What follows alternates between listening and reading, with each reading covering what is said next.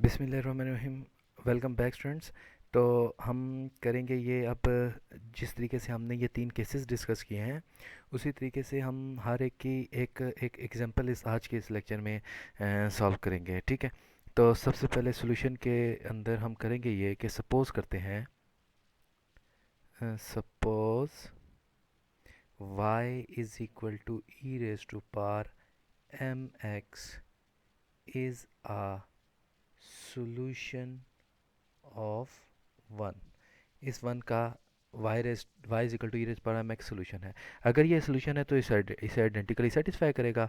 मतलब कि y का फर्स्ट डेरिवेटिव अगर मैं ले रहा हूँ m e raise to power m x, और इसी का हम सेकंड डेरिवेटिव अगर हम ले रहे हैं यानी m square e raise to power m x, तो इसको अगर हम सब्स्टिट्यूट करेंगे अपने ओरिजिनल इस इक्वेशन के अंदर, जो इसी का नाम हमने वन रखा हुआ है, तो वो आइडेंटिकली सेटिस्फाई होगा।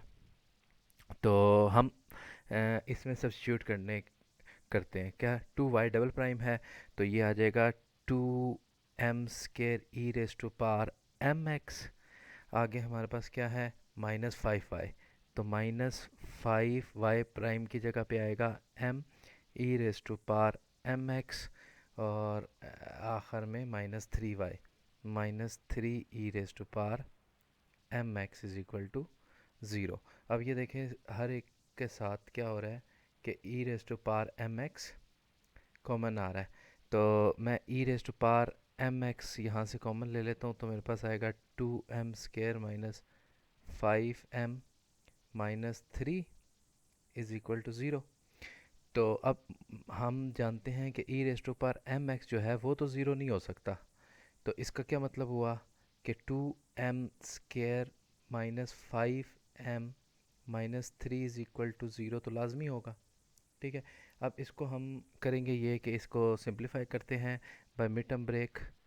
तो हमारे पास आएगा m square minus six m plus m minus three is equal to zero. तो m की वैल्यू को हम कॉमन लेंगे तो आएगा m माइनस, यहाँ पे क्योंकि टू साथ मल्टीप्लाई हो रहा है तो टू एम कॉमन ले रहे हैं हम, तो पीछे आ जाएगा m माइनस थ्री, तो प्लस वन हम यहाँ पे कॉमन लेंगे तो m minus three is equal to zero. तो अब पहले एक दो तीन चार टर्म्स थी, उससे हमारे पास अब दो टर्म्स होगी। इन दो टर्म में से जो चीज़ कॉमन है वो है m minus three into two m plus one is equal to zero. मतलब क्या हुआ कि m minus three is equal to zero, या m, सॉरी ये मैं repeat, m minus three is equal to zero, और two m plus one is equal to zero. अब दोनों सोल्यूशन आएंगे, एक m is equal to three आ गया और दूसरा क्या आ गया, two m is equal to minus one, यानी m is equal to minus one by two. तो अब ये जो हमारे पास सोल्यूशन है यानी m की वैल्यू यानी करेक्टरिस्टिक इक्वेशन, कौन सी करेक्टरिस्टिक इक्वेशन, ये वाली जो करेक्टरिस्टिक इक्वेशन है, इसके जो हमारे सोल्यूशन आ गए वो ये दो सोल्यूशन आ गए, m is equal to three and m। तो फाइनलाइज फॉर्म में हमारे पास जो सोल्यूशन होगा वो क्या होगा, m is equal to c one e raise to power three x plus c two e raise to power minus one by two x. तो ये हमारे पास पहले जो केस था उससे रिलेटेड हमने एक एग्जांपल को सॉल्व किया, और इसके अंदर हमने देखा कि हमारे पास जो सोल्यूशन है वो इस फॉर्म में आ गया, इस सेकंड ऑर्डर डिफरेंशियल इक्वेशन का जो सोल्यूशन है। ओके जी। तो नेक्स्ट हमारे पास जो इक्वेशन है जो हमारी क्वेश्चन नंबर टू के अंदर हमने सॉल्व की थी, हैंडआउट्स के अंदर क्वेश्चन नंबर टू है, एग्जांपल नंबर टू है सॉरी। तो इसके अंदर लिखा हुआ है y double prime minus ten y prime plus twenty five is equal to zero. ये सेकेंड टाइप से रिलेटेड है, यानी यहाँ पे अगर मैं सॉल्व इसे करता हूँ, मैं सपोज़ करता हूँ कि हमारे पास जो सोल्यूशन है वो है, जो जनरल सोल्यूशन है वो y is equal to e raise to power m x है, तो वाई प्राइम किसके बराबर होगा, m e raise to power m x. मतलब इस तरह के जितने भी हमने प्रॉब्लम सॉल्व करने हैं ना, उसमें सबसे पहले हमने सपोज यही करना है y is equal to e raise power m x इसका सोल्यूशन है। उसकी मदद से हम एम निकाल लेंगे। अगर एम हमारे पास आ गया तो हमने जो पहले 3 केसेस डिस्कस किए हैं पिछले लेक्चर में, उसी में ये सारी सब्स्टिट्यूशन पुट करके हमारे पास सोल्यूशन आ जाएंगे। इसी तरीके से वाई डबल प्राइम हमारे पास क्या आ जाएगा, m square e raise to power m x. अब इन दोनों, ये तीनों चीज़ों को हम पुट कर देंगे इक्वेशन नंबर 2 के अंदर, तो हमारे पास आ जाएगा m square e raise to power m x minus 10 m e raise to power m x और प्लस 25 इज इक्वल टू 0। ठीक है, अब इसके हम फैक्टराइजेशन करते हैं, तो एम स्केयर 25, यहाँ पे मेरे ख्याल में y भी है, तो अगर वहाँ पे y है तो यहाँ पे हमारे पास 1 मिनट में,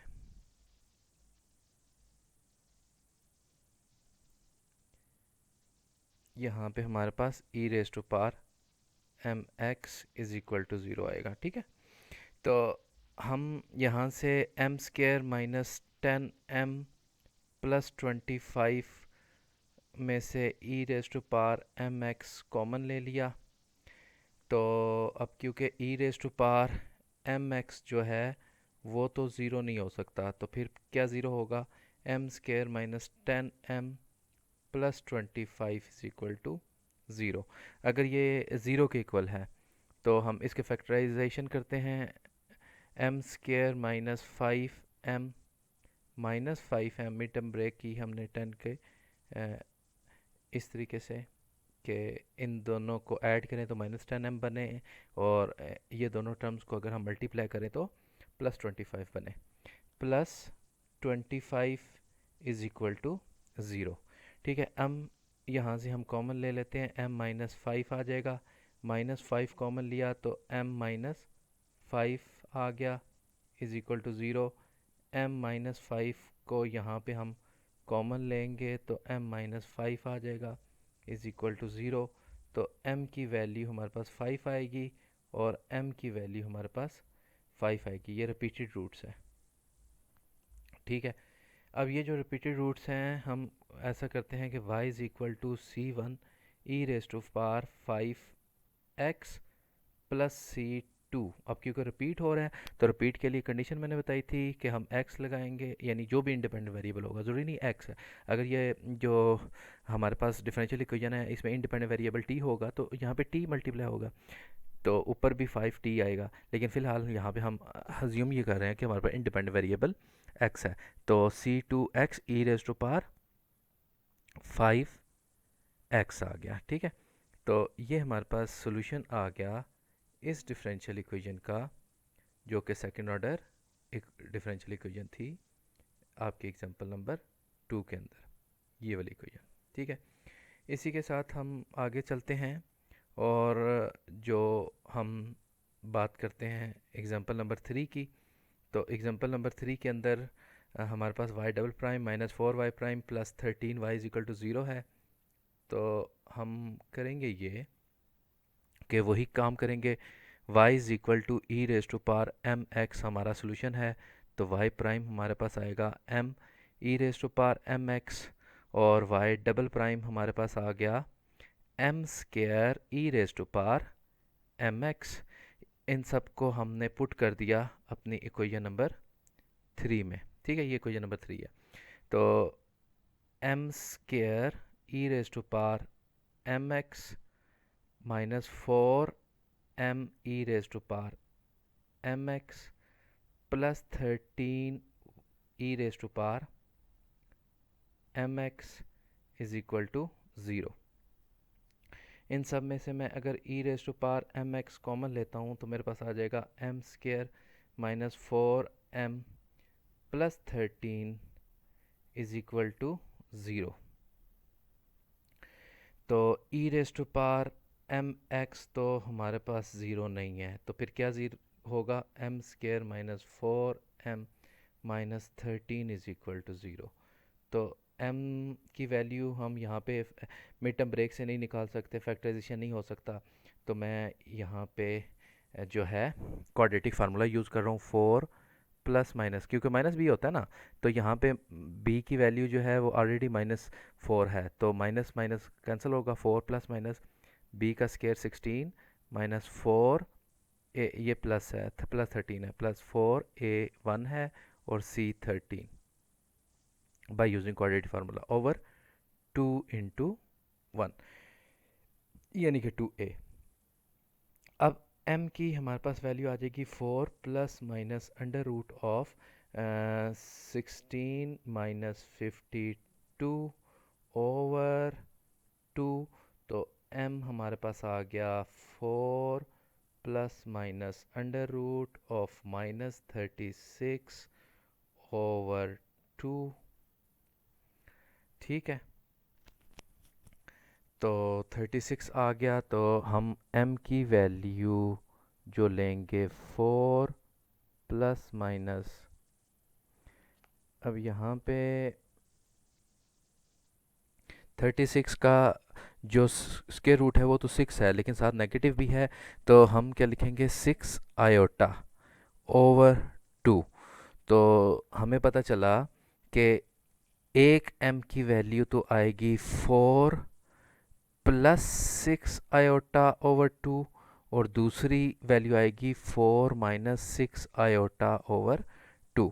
तो m हमारे पास एक आ गया 2 प्लस, देखे ना 4 ओवर 2 6 ओवर 2 होना है ना, तो हमारे पास ये, मैं इसे साफ करके लिखता हूँ, 2 प्लस 3 आयोटा, और दूसरा हमारे पास आ गया m की वैल्यू 2 माइनस 3 आयोटा। ठीक है, तो जब इमेजिनरी रूट आ जाएंगे तो मैंने आपको बताया कि हमारे पास जो सोल्यूशन आएगा y is equal to c1 e raise to power 2। Real part यहाँ पे कौन सा है, रियल पार्ट अगर देखें तो ये रियल पार्ट है 2, तो e raise to power 2x cos of 3x, ये सारे का सारा इस m1 के लिए है। ठीक है, फिर प्लस C2 ई रेट, अब यहाँ पे वही वाला दोबारा क्वेश्चन कि दरम्यान में माइनस आएगा क्या, क्योंकि यहाँ पे 3 के साथ माइनस है, ऐसी वैसी कोई बात नहीं है, हमने हमेशा जो दोनों सोल्यूशन है उनको ऐड करना होता है, तो C2 ई रेस टू पार्ट 2x, और यहाँ पे आ जाएगा साइन ऑफ 3x। 3x यहाँ पे एंगल के अंदर है, मैं इसे दोबारा लिखता हूँ, साइन ऑफ 3x। तो जब इमेजिनरी रूट आएगा तो ये हमारे पास फाइनलाइज फॉर्म में सॉल्यूशन आ जाएगा। इसके बाद हम मज़ीद इसके एग्जांपल सॉल्व करेंगे जो कि हमारे हैंडआउट्स में गिवन है।